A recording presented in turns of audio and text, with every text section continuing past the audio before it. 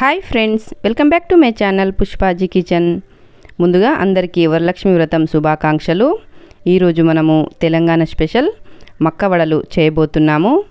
ఈ వడలని అమ్మవారికి కూడా ప్రసాదంగా పెట్టొచ్చు. మరి ఇవి ఎలా చేయాలో ఇప్పుడు మనం చూద్దాము. ఇక్కడ నేను 2 మక్క కంకులను ఒలిచి తీసుకున్నాను. వీటిని శుభ్రంగా చేసి తీసుకోవాలి. మక్క వడల కోసము మనము దేశీ మక్కలని యూజ్ చేయాలి. అవే స్వీట్ కార్న్ మక్క కంకులైతే వడలు సరిగ్గా రావు.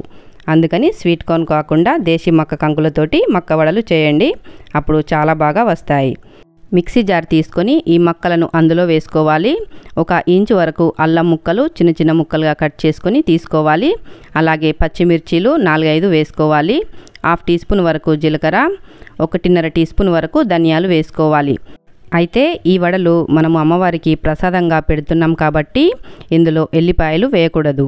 మామూలుగా మనం చేసుకున్నట్టయితే అప్పుడు ఎల్లిపాయలు వేసుకోవచ్చు. ఇప్పుడు ఇందులో నీళ్ళేమీ వేయకుండా మిక్సీ పట్టి తీసుకోవాలి. నీళ్ళైతే అవసరం ఉండవు. ఒకవేళ మీకు మిక్సీ అవ్వకపోతే 2-3 టీ స్పూన్ల వరకు నీళ్లు వేసుకోవాలి.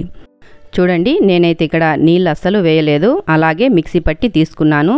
చూస్తున్నారు కదా, ఈ విధంగా చక్కగా మిక్సీ పట్టి తీసుకోవాలి. ఇప్పుడు ఈ మిశ్రమాన్ని ఒక బౌల్లోకి తీసుకుందాము. అయితే ఇందులో మనకి శనగపిండి, బియ్యపిండి వేయాల్సిన అవసరం లేదు. అలాగే వడలు చక్కగా వస్తాయి. ఇప్పుడు ఇందులోకి 1/2 టీ స్పూన్ వరకు పసుపు, 1/2 టీ స్పూన్ వరకు కారం వేసుకోవాలి. కారం చూసి వేసుకోండి, మనం ముందుగా పచ్చిమిర్చీలు వేసుకున్నాం కదా. అలాగే ఉప్పు తగినంత వేసుకోవాలి. కొత్తిమీర, కరివేపాకు వీటిని కూడా సన్నగా కట్ చేసుకొని వేసుకోవాలి. ఈ విధంగా చక్కగా కలిపేసుకొని పెట్టుకోవాలి. ఇప్పుడు వడలు ఎలా చేసుకోవాలో చూద్దాము. ఇలాంటి ఒక ప్లేట్ తీసుకొని దానిపైన కూరగాయలు తెచ్చుకుంటాం కదా, ఆ కవర్ని కట్ చేసుకొని వేసుకోవాలి. లేదంటే బటర్ పేపర్ ఉంటే దానిపైన కూడా చేయొచ్చు. ఇలా ప్లాస్టిక్ కవర్కి చక్కగా నూనెని అప్లై చేసుకోవాలి. ఆ తర్వాత మనకు కావలసిన సైజులో ఈ మక్కల పిండిని తీసుకొని ఈ విధంగా చేతితోటి రౌండ్గా చేసుకొని తర్వాత ప్లాస్టిక్ పైన పెట్టేసి వీడియోలో చూపించినట్టు ఇలా వేళ్ళతోటి మెల్లిమెల్లిగా స్ప్రెడ్ చేసుకోవాలి. మధ్యలో ఈ విధంగా హోల్ పెట్టేసుకోవాలి. మనము మినప వడలు ఎలా చేసుకుంటామో అదే మాదిరిగా చేసుకోవాలి. చూస్తున్నారు కదా ఎంత బాగా వచ్చాయో. అయితే మనము వడలు చేసే ప్రతిసారి ప్లాస్టిక్కి నూనె రాసుకోవాలి. అప్పుడు మనకు వడలన్నవి ఈజీగా వచ్చేస్తాయి. ఇక్కడ నేను స్టవ్ పైన ముందుగానే నూనెని పెట్టేసుకున్నాను. నూనె మంచిగా వేడైన తర్వాత ఇందులోకి మక్క వడలని మెల్లిమెల్లిగా వేసుకోవాలి. అయితే ఈ మక్క వడలు నూనెలో వేసేటప్పుడు చాలా జాగ్రత్తగా వేసుకోవాలి. ఎందుకంటే ఇవి వెయిట్ ఎక్కువగా ఉంటాయి కాబట్టి మనము పైనుంచి వేస్తే చేతులకి నూనె చిల్లే అవకాశం ఉంటుంది. అందుకని జాగ్రత్తగా మెల్లిమెల్లిగా నూనెలో వేసుకోండి. ఇప్పుడు కొద్దిసేపటి తర్వాత ఇంకో వైపుకి తిప్పుకోవాలి. మనము ముందుగా వేసిన మక్క వడ అన్నది తొందరగా ఫ్రై అయిపోతుంది. దాన్ని తీసేసుకోవాలి. ఏవైతే వడలు ఫ్రై అయిపోతాయో వాటిని తీసేస్తూ ఉండాలి. ఎందుకంటే ఇంట్లో ఒక్కరే ఉంటే వాళ్ళే చేస్తూ నూనెలో వేస్తూ ఉంటారు కాబట్టి ఈ విధంగా ముందుగా వేసిన వడలు ఫ్రై అయిపోతాయి అన్నట్టు. అందుకని ఎన్నైతే వడలు ఫ్రై అవుతాయో అన్నీ తీసేస్తూ ఉండాలి. చూస్తున్నారు కదా, ఇదే మాదిరి మక్క వడలన్నీ చేసి తీసుకోవాలి.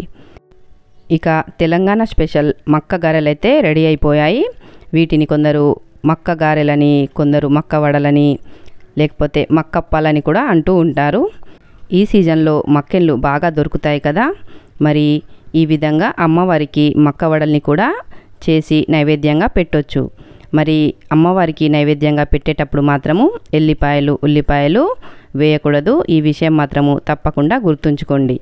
మరి మీ ఇంట్లో కూడా ఈ విధంగా వరలక్ష్మి వ్రతానికి ఇలా మక్క వడలను చేసి అమ్మవారికి నైవేద్యంగా పెట్టండి. మరి నైవేద్యానికి కాకుండా మామూలుగా చేసుకునేటప్పుడు ఎల్లిపాయలు, ఉల్లిపాయలు వేసి చేసుకోవచ్చు.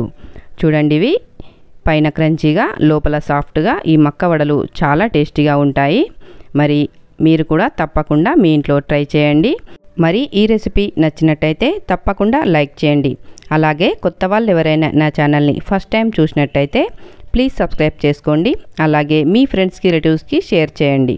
Thank you for watching.